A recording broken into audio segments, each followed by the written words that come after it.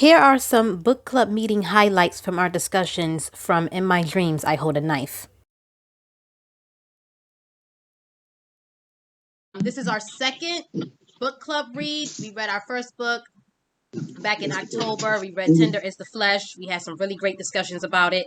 So I'm hoping we have some really great discussions about this book as well. Our last book was more of horror dystopian. This time I decided to go with a thriller. And so the book that we're going to be reading is In My Dreams, I Hold a Knife.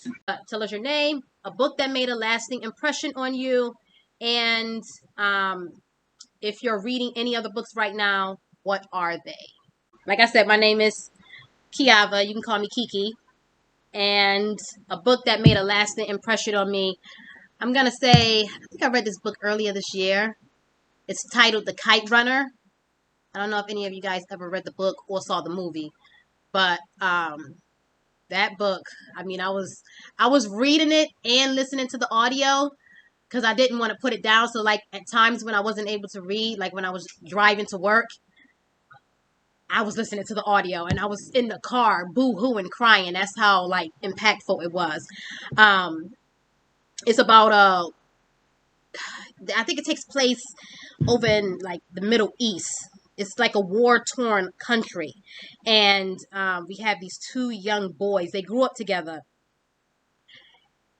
And one went on to live, you know, a great life. His family had money even when they was kids. But his friend, who he thought was his friend, who turned out to be something much more than just a friend, he didn't find out till later on. He ended up staying in the country that they grew up in, and it was all war torn and whatnot. His son ended up getting abducted, so he came all the way from America back to this country to go and save his friend's son. And that book was so powerful. It was so sad.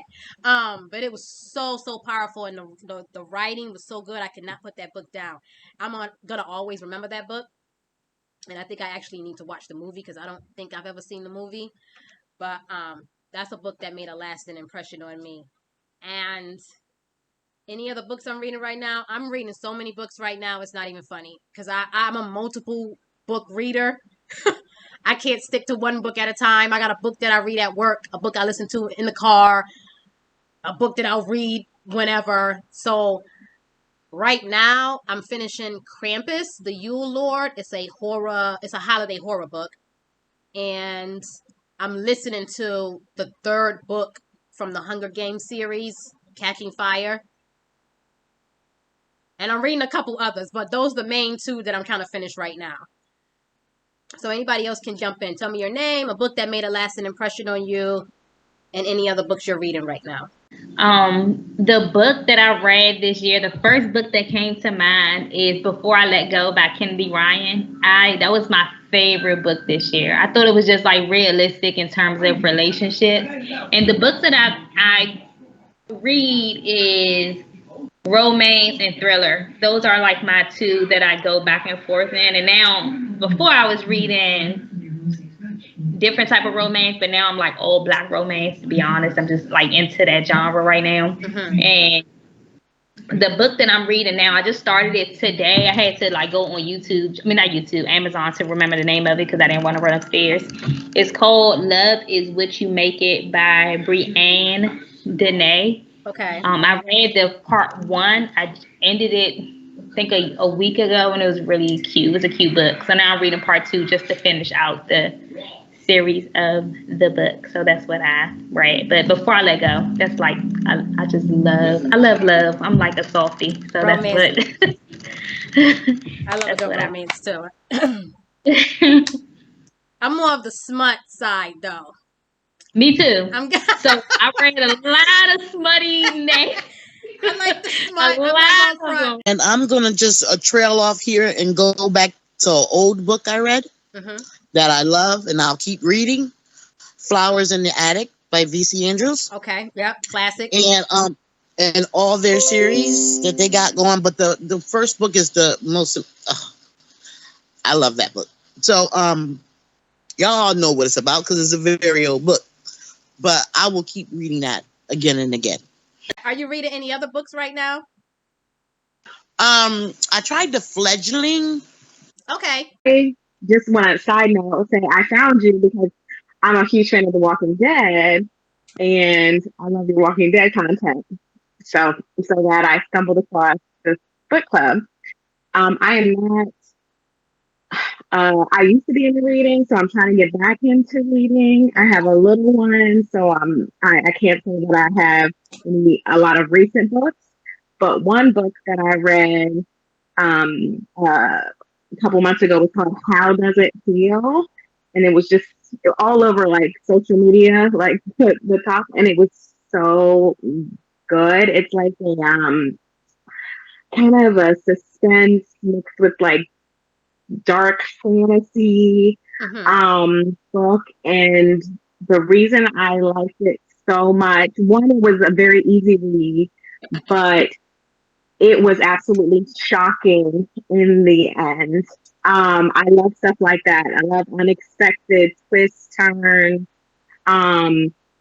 It was so good. I still think about it 2 months later, and there's a second book coming out in the series next year um, that I can't wait to read. It is left with so many questions, and I need to know. I had to reread the last chapter several times just to like soak it all in again. It was that shocking. Yeah. So slash good. So it was, and then I'm not a multiple book reader because I am a slow reader and I don't have a lot of time to kind of finish. But my sisters recommended the Housemaid, so I just finished that.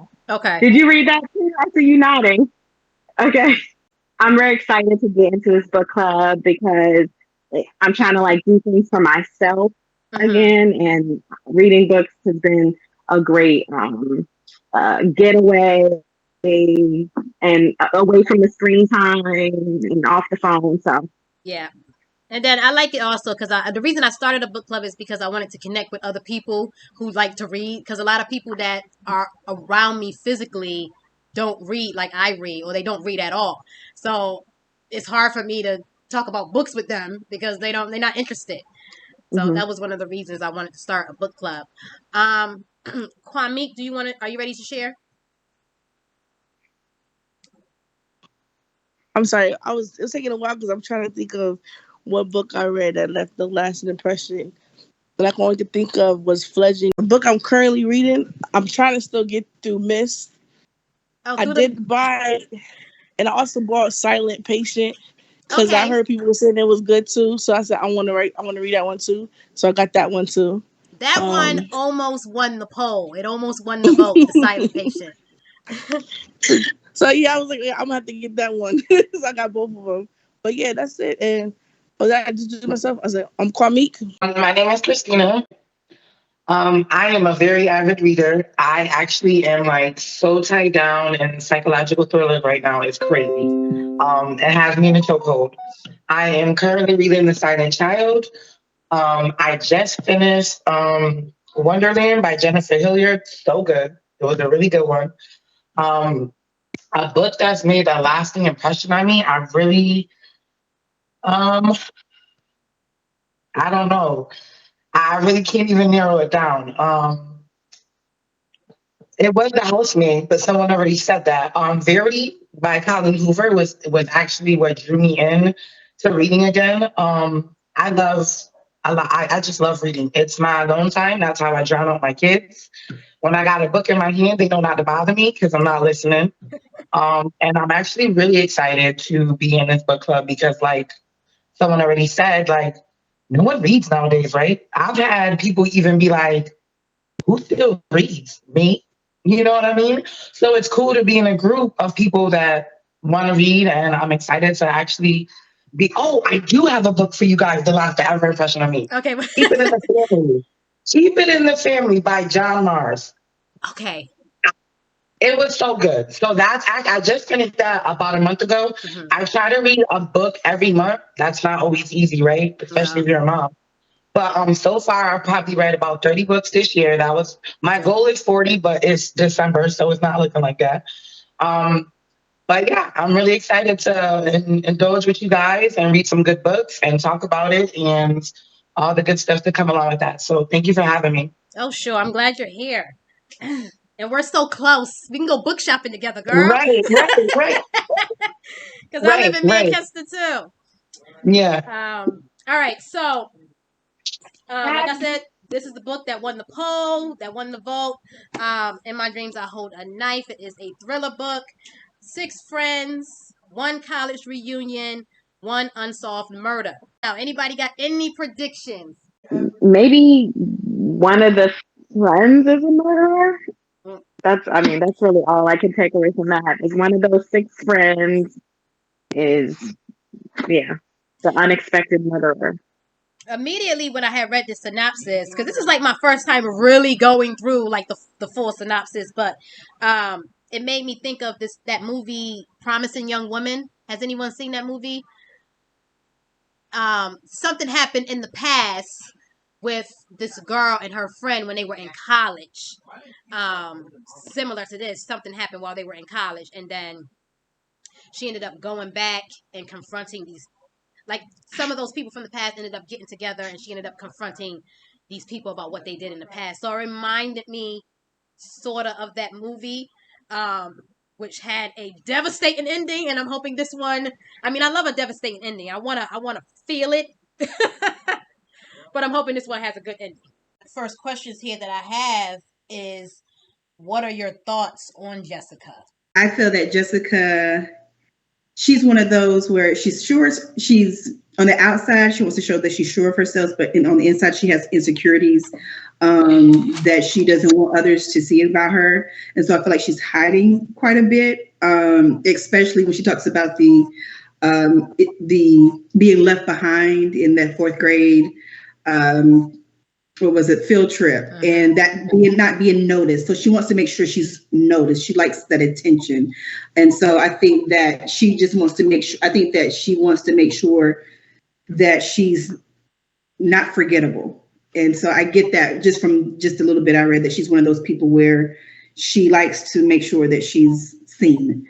But yet there's an insecurity about her, about not wanting to be forgotten. So I think that's that traumatized her. Yeah. That being left. I agree. I feel like she just, because I'm just such a not jealous person. She has a lot of jealousy about her. She's jealous of like her friend, because they got money and stuff. You know what I'm saying? So she was trying to keep up with the Joneses, or try to be something extravagant, but she just could just be herself. I think she tries so hard to prove that she's better than what she is, that she makes herself inside just basic. You know what I'm saying? Like, she feels like she's second runner up because she overthinks herself too much. Like, she's trying to be something way further, which she should just take her time and just be herself instead of trying to impress people, and stop being jealous. Like, everyone has, in my mind, I'm like, everyone has their own special thing about them. You know what I'm saying? But she focuses on everybody else's special thing.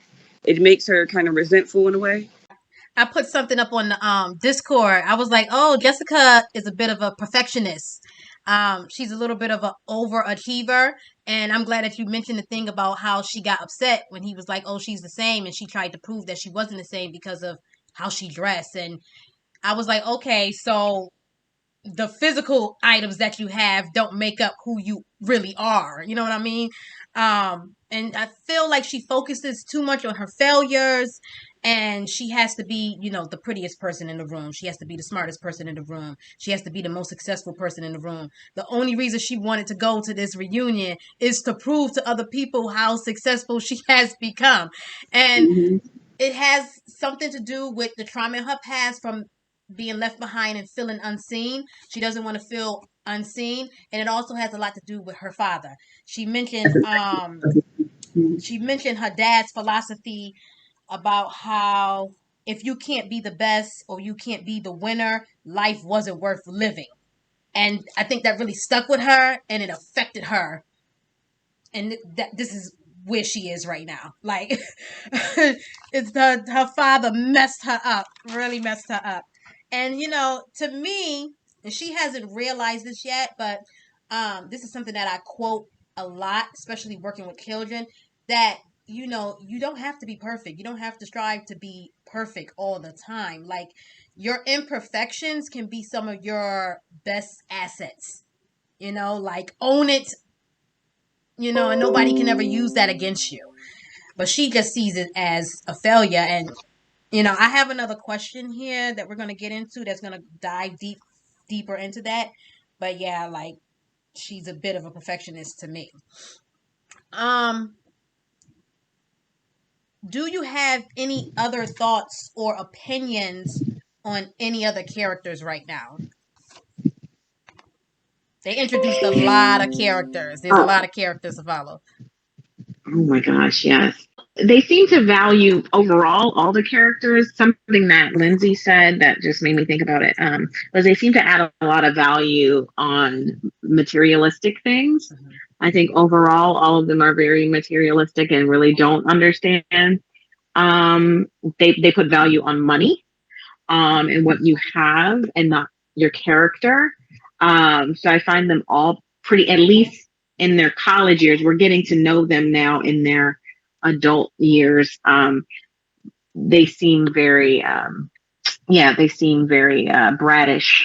Mm-hmm. And Heather seems really sweet. Like, she's very fair. She did, but she did make that comment about punching down.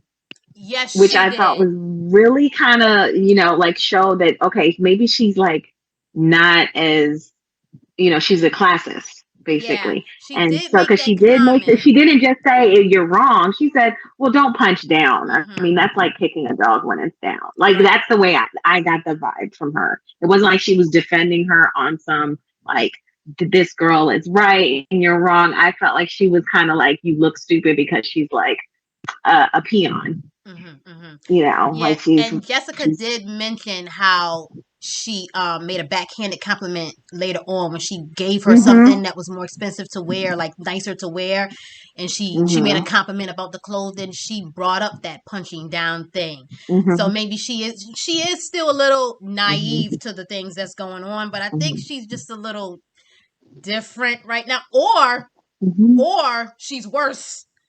You know what I mean? Mm-hmm. And that could be like what caused whatever happened to happen. Like, she could be one of the worst ones. We just not seeing it yet. And maybe that punching down comment was just a little clue as to how bad her behavior is going to become later on. I don't know. It could go either way. Coop, so far as the male, stands out to me. Like I said, I haven't gotten as far as you all, but I like his vibe though. I like that he seems like to be his own person, compared to what the rest of the group kind of stands for as far as money, wealth, and I guess kind of a little more of an uppity vibe. I think he has more of a down to, I'm gonna do what I want to do type atmosphere, type person. I was just looking here at my notes because when you mentioned Jack just now, there was a part in the book when she went to go meet with Jack. And he was saying, he found out that she was going to be going to the reunion. And he was like, oh, make sure when you come back, you tell me how so-and-so is doing. Does anybody remember who he tried to emulate? He said something about having his hair like one of the characters. Was it Coop that he tried to copy his hairstyle? Yes. Even all these years later, he's still trying to like imitate this person. Mm-hmm. I thought that was interesting. So, maybe Coop was one of those type of people that you just wanted to be like other people wanted to be like him. Maybe. Mm-hmm. All right. Let me see what else I have here. Mm-hmm. Jack in his adulthood, he seemed like a nice guy. Obviously, like he's come out, he's in a relationship, but he's very secluded. He hasn't even introduced his friend to her, Jessica, to his. I think he said boyfriend or was it husband or was it just boyfriend? I can't remember, but I know it was I think it was just boyfriend. So I thought that was interesting. So he seems like a sweet guy. Like Jack seems like very innocent out of all of them. Like Jack seemed, but clearly in knowing that now he's gay, he probably was very insecure and uncomfortable in his skin when you're looking back at these college scenes that he's having. Or dialogues that he's having, but Jack is interesting. And then just him dropping that line to say hi to Heather's brother. And there's just all these little kind of tidbits that I'm just wondering how they're all going to connect and what's going to happen. So I know it's gonna be something crazy at the end. And it was interesting because she was like, "Why would he want me to say hi to Heather's brother? Because he was originally the one who was accused of killing her. I guess they used to date or whatever." So I don't know where the story's gonna take us. I wanted to play a game. All right, guess that book cover. First slide. What do you think it is? It? Maybe? Yep. Oh.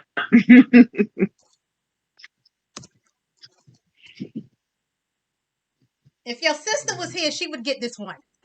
She would, I'm sure. Amira would know. Yeah, Amira would know. She said that this was one of her favorite books. Hint, hint.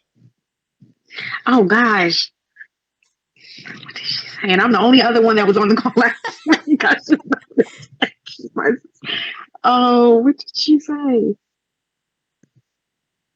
Horror. Did she say horror? No, not all of these are horror, but I threw some horror in here, but not all are horror. Oh, okay. This one is not a horror book. Does it have the word store in it? Nope. Oh. Any guesses? No, and I failed. Failure. Nobody else got any guesses? I have no clue. It looks familiar, but I can't. All right, I'm gonna reveal it. Do you remember her mentioning this one? Oh my gosh, yes. Okay. Now, somebody last week said that this was one of their favorite books also. I took some of the things you said and I put it in this slideshow. Okay. Oh, I know what this one is. Okay, but I don't want to guess because I think I'm the one that said that I was reading that and I just finished that one. Anybody else have any other guesses? No, but it looks funny. All these look funny, like Roblox characters. Yeah. It's the housemaid. Yep. The housemaid. The housemaid. Oh my God, I want to read that so bad. That's on my wish list. Read it. It's good. It's good. I got the second and the third one in the series. Oh, it's a whole series. Yeah. Okay. It's this synopsis is so scary, girl. I was scared reading it. Like, It's not scary. No, it's not scary at all. Like, I wish it was more scary. I wish it was more. Yeah, like I wish there was a little more, kind of. Even the romance, the sexual scene, it was a little more intense, overall, but it was very good. It was still very, very good. I might have to read this one. All right, next one. Okay, hint. I posted this one on the Bookstagram, on the Instagram page. Looks like The Chase. Close. The Chain? The Chain. So I read this one, I want to say last year. This book is really good. They would abduct a person's child. In order for you to get your child back, you have to abduct somebody else's child. You have to pay the ransom money, and you have to abduct somebody else's child in order to get your child back. And then the chain just keeps going on and on and on. They made so much money off this scheme. It was so good from page 1 all the way to the end. It was really good. All right, next one. If Kwamik was here, she might get this. Yeah, it's The Mist. Kwamik said I've only seen the movie. Yeah, I like both the movie and the book. They both have different endings. Good. Okay. I want to read that too. You know, I got a whole list of Stephen King stuff I got to read. Yeah, I'm making my way through all his work. Sandra's not here. Sandra said this was one of her favorite books. Oh, is this Flowers in the Attic? Yes. Okay. I remember she said that because that's one of I've never read the book, but that movie had me shook when I first touched it as a kid. I need to watch that movie. I've never seen the movie. That was a good movie. It was a good movie.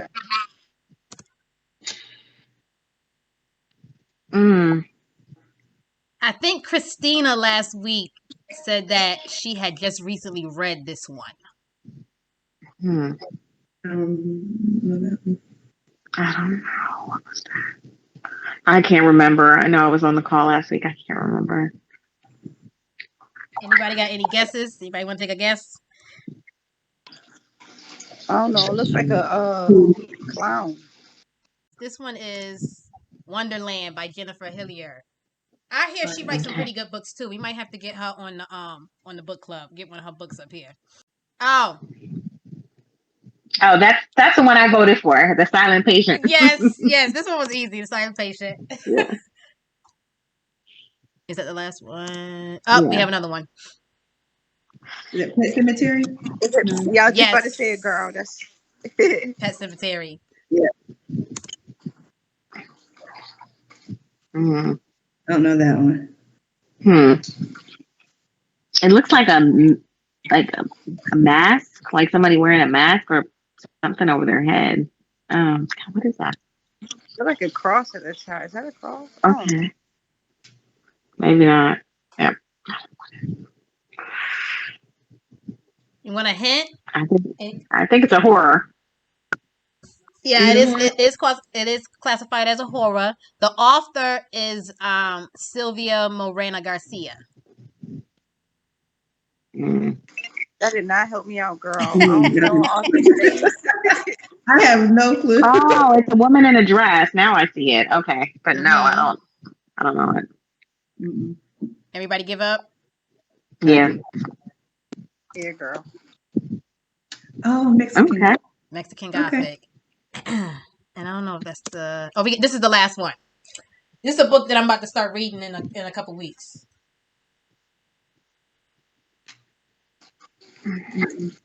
Is it Hyde? No. Looks like KKK member. Yes, you're close. I don't know. KKK. I can't think. It's by P. Jelly Clark. I know y'all don't know. You said you didn't know authors. I don't know. I'll bow out. Everybody give up? I do. Yeah. This one is Ring Shout. So you were so close, Lindsay, when you said the KKK, because this book is actually the KKK, except they put a horror twist on it. So basically, it's what if the KKK were like actual monsters and demons. Oh wow! I'm gonna read yeah, that. I'm gonna be reading this book in about a week or so. It's a short book. Yeah, I'm literally putting all these books in my Amazon cart as you're going through. I'm telling you, I'm gonna go broke buying all these suggestions everybody has. Yeah, so here it is right here. It's a short book too. Okay. Clark, and I love this author's writing. I read another book by them. I actually need to finish the ending, but they wrote. I got books everywhere. They wrote The Black God's Drum as well. This was a good one too. But I'm rereading it because I put it down for too long and then I waited too long to pick it back up. So I'm rereading it. But yeah, I really can't wait to get into this one. Okay. Tell us how it is. Well, I guess tell us how it is once you start it, because we'll probably still be on the book club, probably. So we're pretty much going to wrap up soon. Does anyone have any other thoughts, questions, or predictions about In My Dreams, I Hold a Knife? My initial prediction was that it was Courtney. Me too. Me too. Because they, just all the animosity that they had towards each other when they saw each other, but that little conflict that they kind of highlighted between her and Heather, I thought was interesting. But then as you get close, I want to say like right before chapter 8, when they got into the sorority, they really made a point. The author made a point to make it clear that, they made up and they got into the same sorority and now they're like buddy. They don't seem to have that kind of tension anymore between them. But that's like my initial thought is definitely like Courtney was, but that's too obvious. That's what I was thinking too. I think it's a misdirect. I don't think they would give it away that easily. The author would give it away that easily. So I don't know. I think it's Jessica. You Honestly, think it's Jessica? I think she's too jealous. She thinks that she's second best, and Heather, she's everything. She's so nice, and she's first pick for everything. I feel like it's her. Honestly, I feel I like could it see. might be her because she's so jealous. It's so low self-esteem. She's so insecure. She wants it Right, all. and it's always those jealous people that like snap. Right. She Like wants everything for the herself. book is called "In My Dreams I Hold a Knife." Right, and we're following the main character. So are we talking The main about why character. is she holding a knife in her dreams? Like, you know, I Yeah. That's don't. just, Exactly. I'm wrong sometimes, but I just don't like her, and I just feel like it's her. No, I actually had that initial thought too. As soon as I started reading, I said, "I bet this heifer did it." But and we're seeing it from her point of view, and she's gonna turn around and be like, "Nah, it was really me." But then I started reading other people, and I'm like, "Oh, maybe not." But I'm with you, Lindsay. My initial thought was like, "She did Girl. it." There's a lot of I don't know, drama but you in this know, friend group and a lot of secrets. a lot, a lot. They seem to they act like they like each other, but really deep down, I think they all kind of hate each other. But that goes back to her They're being frenemies. They're not really second friends. best. Yeah, That directly goes back to her feeling like she's second best. Her friends getting married. It should be me. You should be marrying me. I should be with you. Yeah, And then yeah. the other way around, like I can't stand to see them together. good They should be point. me. Like, girl, you keep thinking everything. She wants to be number one in everything. That's Yeah. the thing. And Yeah, that could be but her that's motive. what happened with her dad. Yeah. That's what she knows. That's how she's programmed. And she was talking about Heather with the forehead. She was like, why is she in that Yeah, sorority? she's not even She's not even pretty. that Yes, cute. She got a big forehead right, and she's not even that pretty. Like, or smart. Like, right. It could be her Again, it's jealousy that made superficial. her snap. It could be her jealousy. If she did something, it would probably be behind jealousy. All right, so I do have an outro question for us today. How do you decide if a piece of literature is valuable? you could think something's valuable and somebody come in here and break it because they don't really care about it. You know what I'm saying? Knowledge is very valuable. So a lot of books, like, books that's educational, but some people don't feel like that's valuable. You know what I mean? I feel like it's whatever you feel is valuable because everybody's not going to see things in the same light that you see it.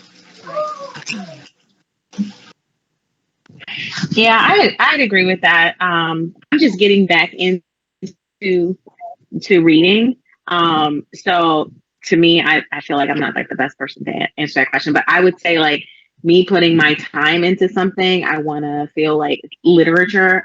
I want to feel like I'm getting something back. And sometimes that's just like an escape. But that may not be what another person wants to read. Like Lindsay said, another person may think that that's silly to read a fiction that like, fiction fantasy book, but maybe that's valuable to me because that gives me a certain, feeling of escapism, but that a memoir isn't going to do for me or something like that. So yeah, I kind of I'd go with what Lindsay said on that is what I'm looking for. Okay. What about you, Jasmine? I agree with both. I feel like it's really up to you. Like she was saying, like I've been trying to read Becoming by Michelle Obama for I don't know how long. And because it's been such a valuable piece of work for so many women and I've heard so many great things about it, I just can't get into it. I'm really trying, but I just can't get into it like everyone else is. And also for me too, I'm really getting into reading again. I used to be an avid reader. I love books, but becoming a mom and being a single mom, it really has gone into the back burner. So joining this book club for me this is holding me accountable to make sure I finish a book. But I feel like it has to do more about a personal reception of that piece of work. So what's valuable to you may not be valuable to me, but I feel for something that is valuable for the masses, I feel like it has to speak to the masses and it has to be relatable to the masses. So for it to really just be something that stick out for other people. But again, I feel like that's only your own opinion. All right. Yeah, I agree with everything you guys were saying. I made a YouTube video a while back about bookish pet peeves. And one of my bookish pet peeves was about book snobs. Now, there are some people, what I mean by book snobs is there are some people who look down on other people for reading certain type of books because they feel like they are more sophisticated than that. They feel like the type of books that they are reading are more sophisticated, and that some type of books, some certain books are beneath them. And I'm a big believer in reading what you want, no matter the target audience for that book, the age. Because me personally, I read it all. I can sit down and read a picture book and still enjoy it and still get something out of it. Same thing with like a middle grade book. I read adult literature, I read classics, I read everything. And, just because some person want to read a young adult book and another person reads a classic literature, that doesn't mean that the classic literature reader is better than the person who reads a young adult book. Because honestly, you're going to get something out of most books that you read. So in certain books are going to offer something to you differently depending on where you are in your life and depending on what that story is about. So, I don't know. I think, like you guys said, it depends on what you need at the time, what you find most valuable. And that's how you decide, what makes literature valuable to you.